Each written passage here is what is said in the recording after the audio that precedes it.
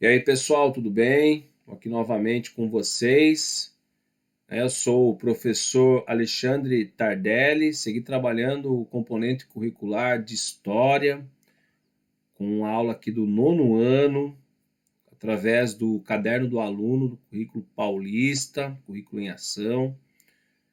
Vamos iniciar nossa aula 10 com a unidade temática O Nascimento da República no Brasil e os processos históricos até a metade do século XX. As seguintes habilidades: identificar os mecanismos de inserção dos negros na sociedade brasileira após a abolição e avaliar os seus resultados, discutir a importância da participação da população negra na formação econômica, política e social do Brasil, identificar e explicar, em meio a lógicas de inclusão e exclusão, as reivindicações dos povos indígenas, das populações afrodescendentes e das mulheres no contexto republicano até a ditadura militar. Relacionar as conquistas de direitos políticos, sociais e civis à atuação de movimentos sociais, através dos objetos de conhecimento aqui. A questão da inserção dos negros no período republicano do pós-abolição, os movimentos sociais e a imprensa negra, a cultura afro-brasileira como elemento de resistência e superação das discriminações, a questão indígena, afrodescendente e da mulher durante a República até 1964, anarquismo e protagonismo feminino. E nós vamos aqui agora com a situação de aprendizagem 4, dando sequência a ela, né, com o tema aqui exclusão e inclusão indígena, afrodescendente e da mulher no início da República.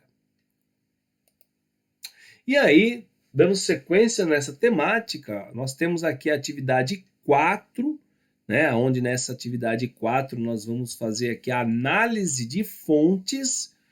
Então, leia o texto para responder às questões.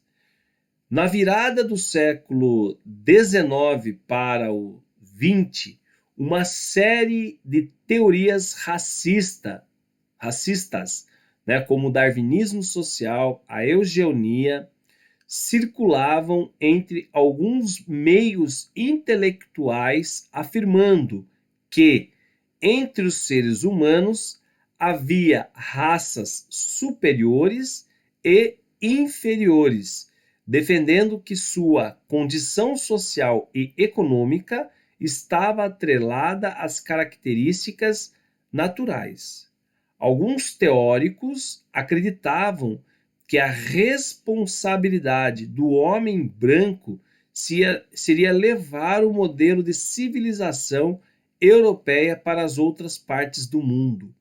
Esse movimento desconsiderava e procurava suprimir aspectos culturais de sociedades consideradas inferiores, tá? É isso mesmo que eu acabei de ler que você ouviu, tá? Infelizmente, né, nós tivemos aí, na virada do século XIX e o início do século XX, algumas teorias racistas, né, inclusive advinda aí essas teorias de meios intelectuais, né, que defendia um conceito de darwinismo social, uma certa seleção, né, natural aí que haveria entre os seres humanos, só os mais fortes, né, sobreviveriam, ou seja, uma ideia de separação dos seres humanos através de uma ideia, um conceito, uma ideia de raça, né? Então, raças inferiores elas teriam que elas sumiriam com o tempo, né? Dentro de uma seleção natural, aplicando isso para a sociedade, né? Então, por isso, darwinismo social. E a eugenia, né? A eugenia é aquela de realmente, né, você procurar só fortalecer, né, a raça superior, né, colocando essa ideia de raça ainda, né? Como se a gente não pertencesse a uma única raça só, que é o conceito hoje que nós entendemos, que a ciência, não que nós, mas que a ciência nos mostra, né? Que pertencemos a uma única raça, a raça humana. Mas tivemos em determinados períodos da história, portanto, finais do século XIX e do século XX, né? Que colocava essa ideia de que nós teríamos uma raça superior e uma raça inferior. Tá? Isso vai criar vários movimentos que nós vamos, né, ver ao longo do tempo na Europa e também aqui no Brasil, entre eles, né, alguns intelectuais aí chamando de darwinismo social ou eugenismo, tá, ok? E que, portanto, o branco, né, principalmente o branco europeu, é o que deveria levar o seu modelo de civilização, né, que é o modelo adequado para as outras partes do mundo que não eram civilizadas, né, dentro dos padrões europeus, né, não eram civilizados para eles, né, dentro dos padrões deles, ok? Então essa ideia de superioridade que eles colocavam em cima de outros povos, ok? Aí vocês têm aqui essa imagem, tá? Essa imagem é a Redenção de Modesto Brocos aqui de 1885. Então, essa obra, ela aborda teorias racistas do século XIX, com o branqueamento gradual das gerações pela miscigenação, tá? Então, nessa ideia era o quê? De que o homem branco casado, né, com uma filha de negra, né, provavelmente aqui, dentro desse contexto que a gente está olhando aqui dessa imagem, né, 1885, uma descendente de escravo, teria, né, casado com um homem branco, teria nascido, né, um bebê, um branquecido, olha, né? Quer dizer, então a ideia de branqueamento da pele através desse cruzamento e que isso, né, seria gradual, né, ao longo do tempo, onde a população brasileira ela teria, portanto, né, esse branqueamento aí acontecendo, tá? Bom,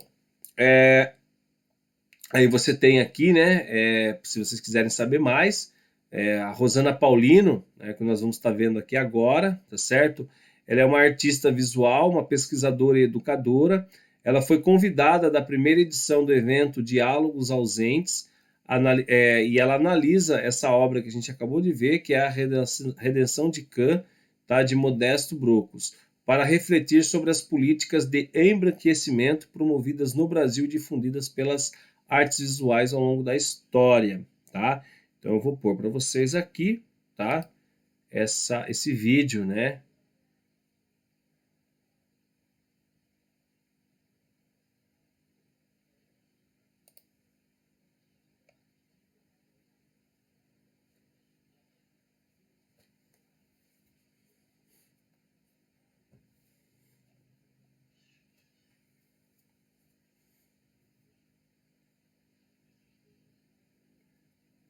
Nós vemos aqui a mulher negra, de mãos para o céu, a anciã negra.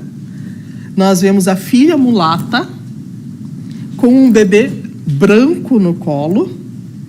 E aqui a pessoa, né, a figura masculina, que é o marido da moça aqui sentada, olhando satisfeito para o rebento, né, para o bebê. Atentem para as mãos do bebê. E a posição que ele aparece no colo dessa moça, como se fosse uma Madonna. Nós vamos ver essa mesma representação, esse mesmo esquema de representação nos quadros, por exemplo, em vários quadros onde Cristo abençoa São João Batista e a Virgem Maria aponta. Nesse caso, ela aponta para onde? Ela aponta para a anciã. Então, qual é a história desse quadro? A história deste quadro é essa ideia da mestiçagem que vai clareando a população, ou seja, vai redimindo o pecado da negritude, o pecado de ser negro. E isso nós não podemos esquecer que chegou a ser uma política de Estado no Brasil. Então esse quadro ele é muito singular porque ele vai trazer exatamente a ideia, boa parte da ideia das elites brasileiras nesse momento. Inclusive, este quadro ele vai ser utilizado na reunião de eugenia em Londres, como representação, a primeira reunião eugênica mundial que acontece em Londres, como representação do que o Estado brasileiro espera que aconteça com a população do país. Existe uma projeção, eu falei na minha última palestra do Silvio Romero, por favor, esqueçam, eu fiz confusão. Existia uma projeção do Roquete Pinto que dizia que em 2012 não haveriam negros no Brasil mais. A mestiçagem, como aparece aqui no quadro, seria um dos elementos para que o Brasil se redimisse desta nódoa que era ser negro, que é a negritude. Então, é um quadro bastante emblemático do pensamento das elites da época sobre a população negra.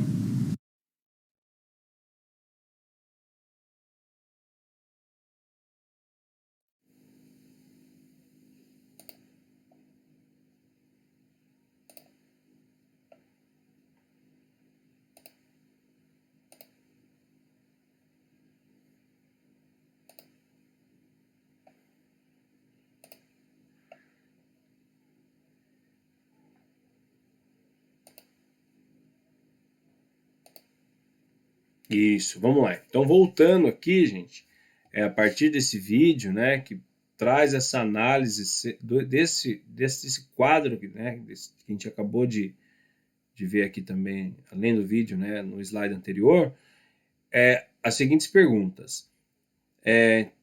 Analise a pintura, a redenção de Cã, respondendo ao seguinte questionamento. Qual é a mensagem que o autor, com sua obra, desejava transmitir, então? A partir de tudo que a gente acabou de ver, discutido, que foi falado pela pesquisadora. Tudo bem? Tentar responder? Reflita, pense bem aí. Letra B. Sobre o tema do texto acima, faça uma pesquisa e escreva no seu caderno os conceitos de eugenia, darwinismo social, branqueamento e racismo. Ok? Então você vai fazer uma pesquisa escrevendo os conceitos. O que é eugenia? Qual é o conceito? Né? Como é conceituado isso? Darwinismo social, branqueamento e racismo. Ok? Aí a letra C. Após a pesquisa e a escrita do texto, realize uma reflexão e responda. Há permanências em relação às teorias racistas na sociedade contemporânea brasileira? Explique. Então, refletir sobre esse assunto, né, pesquisado. E aí responder. Há permanências dessas teorias, desses conceitos em relação à sociedade brasileira de hoje, né, contemporânea, atual? Tá ok? Então, fica aí essas questões para que possamos pensar e responder, ok? Muito bem. Vamos seguir aqui então. Aqui agora é a atividade 5, que é de contextualização. Então, leia o texto e responda. Racismo no futebol. Esse é o título. Vamos lá. Eventualmente, observamos na mídia reportagens sobre o racismo no futebol. Não só no Brasil, como em outros países, muitos jogadores são alvos de preconceitos e ofensas. O futebol, inventado no final do século XIX na Inglaterra, tornou-se um dos esportes mais populares do mundo ao longo do tempo. As edições do Campeonato Mundial, a Copa do Mundo, levam espectadores à frente dos televisores para acompanhar suas seleções. Há diversos relatos de como o esporte chegou ao Brasil, mas possivelmente seu início se deu de duas formas: pelos filhos da elite nacional que estudavam na Inglaterra, entre eles Charles Miller, que trouxeram junto às malas uma bola e uma chuteira, e por operários ingleses, sobretudo os ligados às ferrovias, que ajudaram a divulgar o esporte junto aos trabalhadores nacionais. Assim, o futebol passou a ser divulgado e assimilado pela população nacional. Entretanto, a presença dos negros nos gramados no início do século era limitada.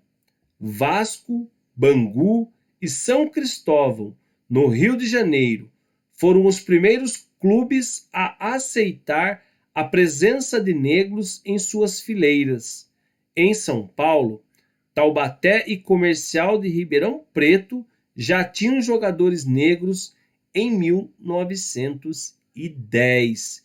E aqui vocês têm uma imagem de Garrincha na Copa do Mundo, né, de 52, o Mané, o famoso Mané Garrincha. Então, esse texto ele contextualiza esse assunto, né, que nós estamos estudando sobre o racismo dentro do futebol, ok? E um pouco da discussão de como ele teria chegado aqui no Brasil dentro dessas duas possibilidades, né, com Charles Miller e com os operários ligados à ferrovia. Bom, vamos lá. Letra A.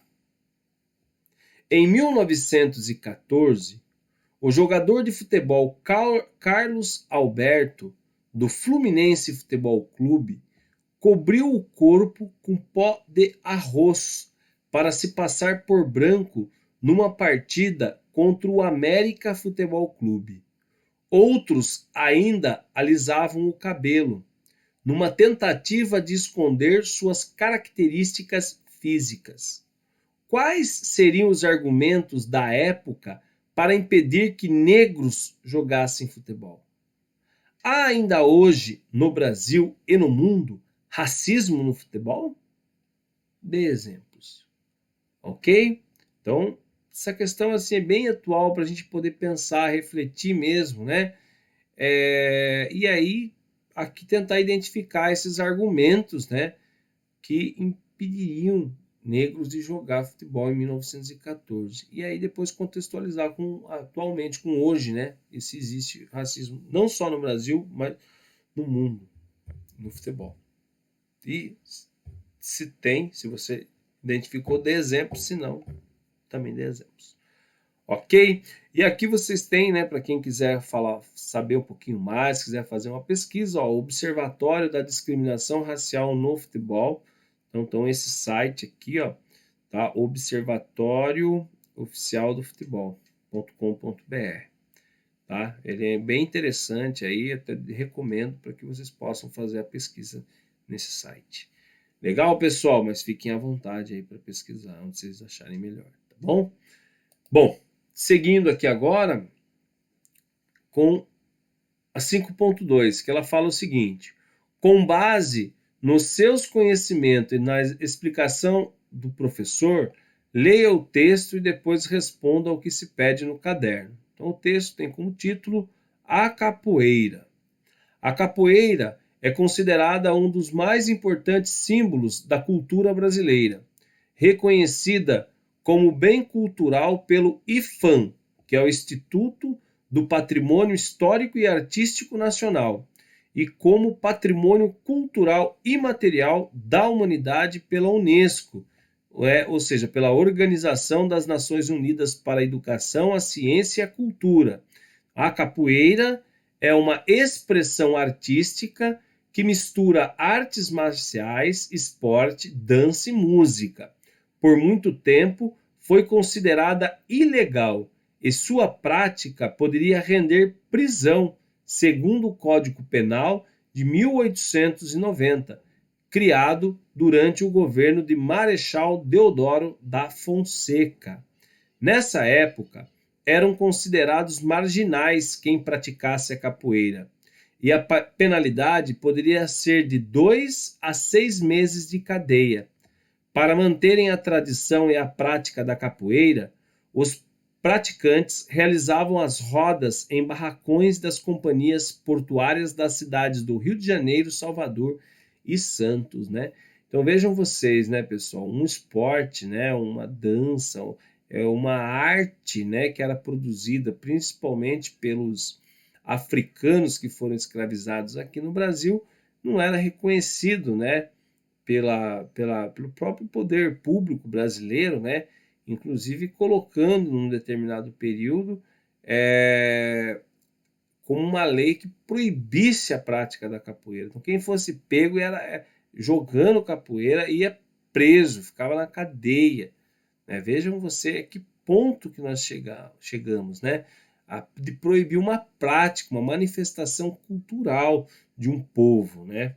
E que, na realidade, se deu através de um desenvolvimento aqui no Brasil, né? A capoeira ela tem uma essência brasileira, né?